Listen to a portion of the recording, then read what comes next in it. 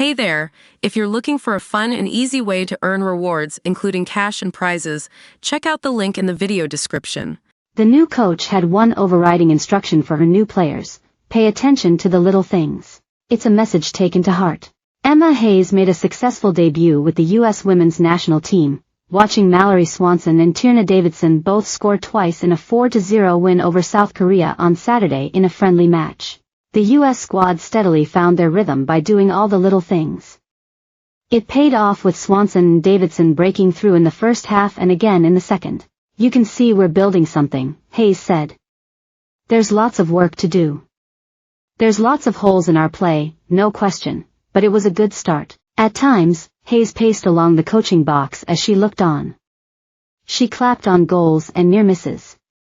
Sometimes, she retreated over to the bench to chat with assistant coach Twyla Kilgore.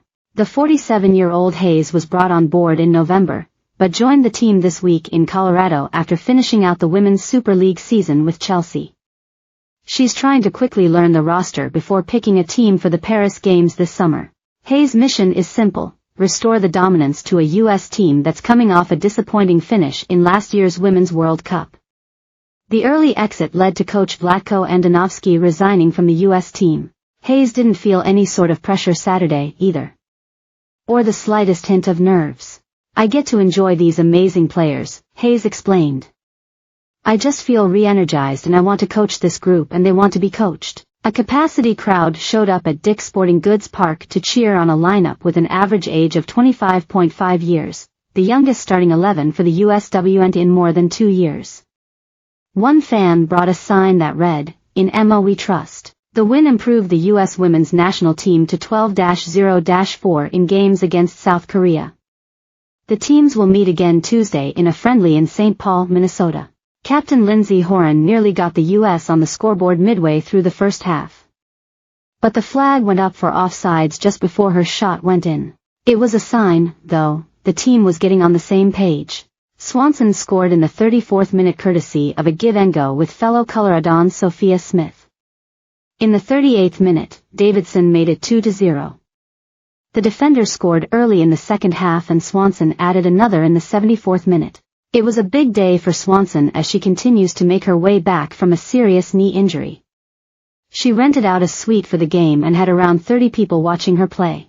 "I was just super thankful that I could play in front of them again," Swanson said. "That I could play on this team, because you never know when is the last time you could play."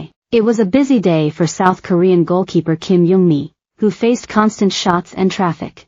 Earlier in the day at the stadium, the U.S. women's deaf national team beat Australia 11-0 behind a 6-goal performance from Emily Spreeman. It marked the first U.S. extended national team doubleheader with the senior national squad. Hayes and the team are gradually getting to know one another. She's meeting with all her players in 15-minute segments and hopes to have the chats finished soon.